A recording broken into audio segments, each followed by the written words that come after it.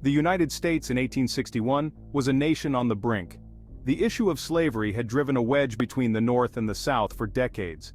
The North, with its growing industrial economy, increasingly viewed slavery as a moral abomination.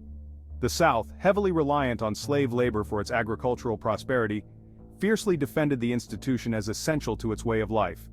Political compromises, such as the Compromise of 1850 and the Kansas-Nebraska Act, only served as temporary bandages, failing to heal the deep-seated divisions. The election of Abraham Lincoln, a staunch opponent of slavery, in 1860 proved to be the breaking point. Southern states, fearing Lincoln's administration would infringe upon their rights, began to secede from the Union.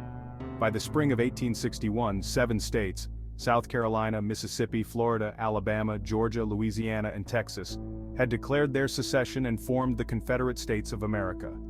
The nation watched with bated breath, wondering if a peaceful resolution could be found, or if the escalating tensions would erupt into open warfare. In Charleston Harbor, South Carolina, stood Fort Sumter, a symbol of federal authority in the heart of secessionist territory. Manned by a small contingent of Union soldiers under the command of Major Robert Anderson, Fort Sumter became a focal point of the escalating crisis. President Lincoln faced a difficult dilemma. Supplying the fort risked provoking war with the Confederacy, while abandoning it would be seen as a sign of weakness and embolden the secessionists.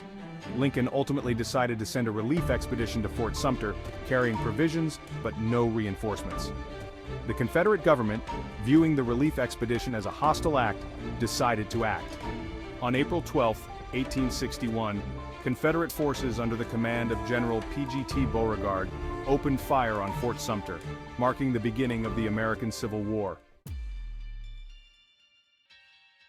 The bombardment of Fort Sumter lasted for 34 hours, with Confederate artillery raining down a relentless barrage on the fort's brick walls.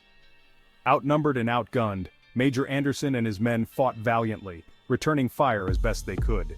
The fort's interior was pounded into rubble, and fires raged throughout the structure. Despite the ferocity of the Confederate attack, the Union garrison suffered remarkably few casualties. However, with their supplies dwindling and no hope of reinforcement, Major Anderson was forced to surrender the fort on April 14, 1861. The fall of Fort Sumter sent shockwaves throughout the nation. The unthinkable had happened. Americans were fighting Americans on American soil. President Lincoln called for 75,000 volunteers to suppress the rebellion, and 4 more southern states, Virginia, Arkansas, Tennessee, and North Carolina, seceded from the Union in response. The Civil War had begun, and with it, a period of unprecedented bloodshed and national division. The Battle of Fort Sumter, though brief and relatively bloodless, had ignited a conflict that would claim the lives of over 600,000 Americans.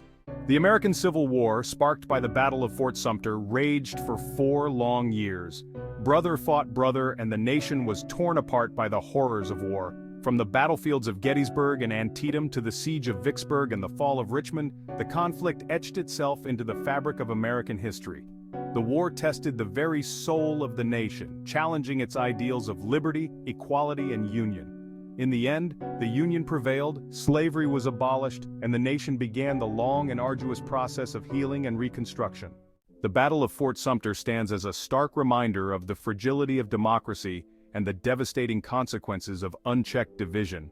It marked the beginning of a pivotal chapter in American history, one that continues to shape the nation's identity and its ongoing struggle for equality and justice.